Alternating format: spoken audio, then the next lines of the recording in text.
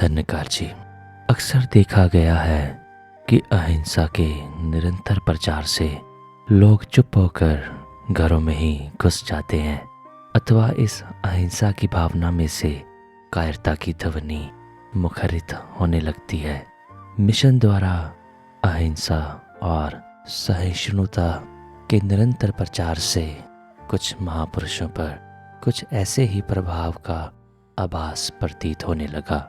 निरंकारी भक्तों को ऐसी भावना से सतर्क करते हुए गुरुदेव हरदेव ने एक बार फरमाया, सत्संगत महापुरुष सच्चाई की आवाज़ को जगह जगह पहुंचाने में घबराते नहीं, क्योंकि डरते तो वह है जिन्होंने बनावटी बात करनी हो, धोखा देना हो।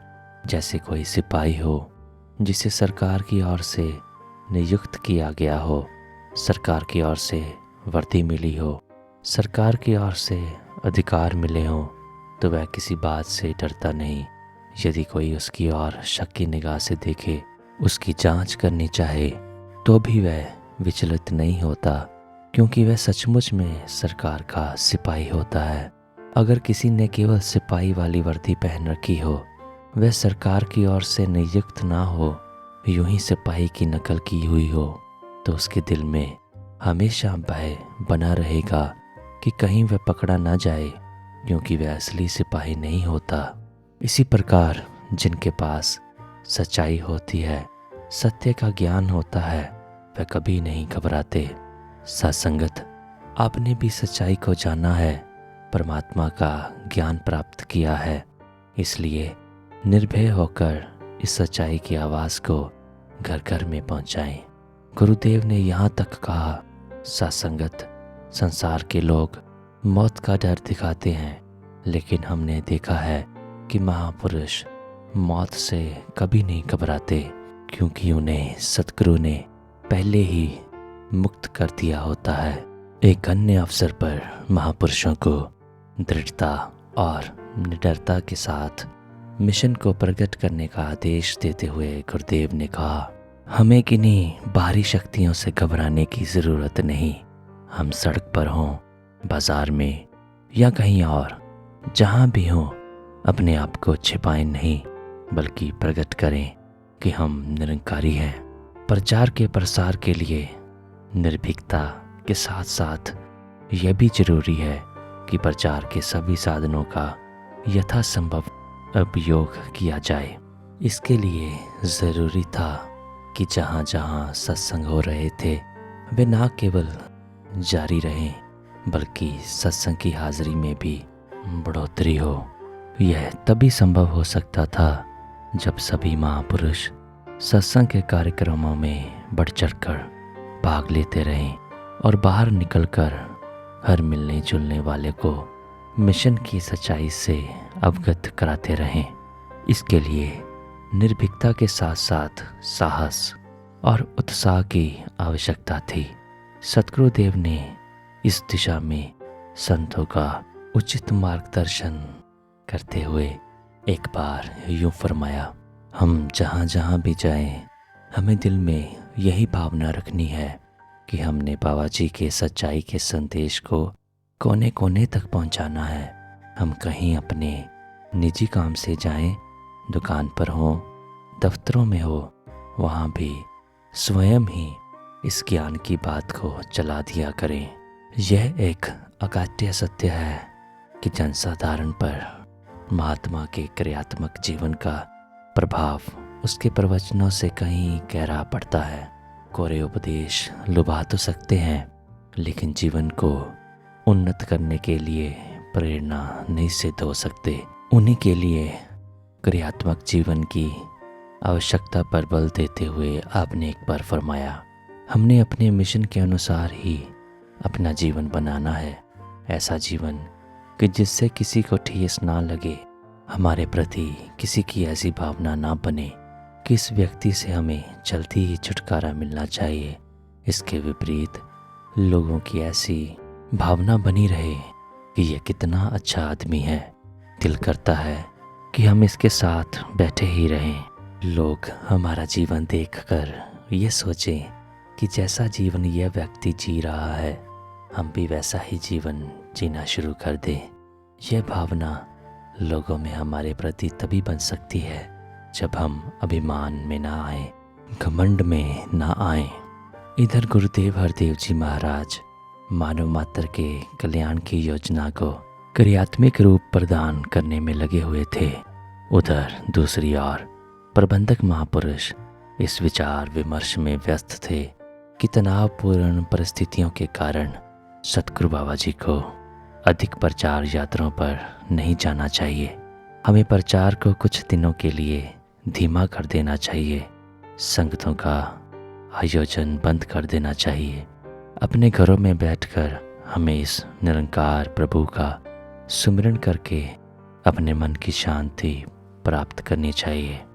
दुनिया को अगर सत्य अच्छा नहीं लग रहा तो हमें क्या पड़ी है कि हम उनके प्रकोप और क्रोध के भाजन बने। हमारा तो लोक परलोक सुखी हो ही चुका है। आम संगतों में तो ऐसी कमजोरी का भाव देखने को नहीं मिला था, लेकिन यदा कदा ये बात कुछ प्रबंधकों से सुनने को मिल जाती थी। प्रबंधकों की इस भावना को सतगुरु के सम्मुख रखने के ध्यान से एक दिन ऑल इंडिया वर्किंग कमेटी के चेयरमैन श्री गोविंद सिंह जी गुरुदेव के चरणों में उपस्थित हुए।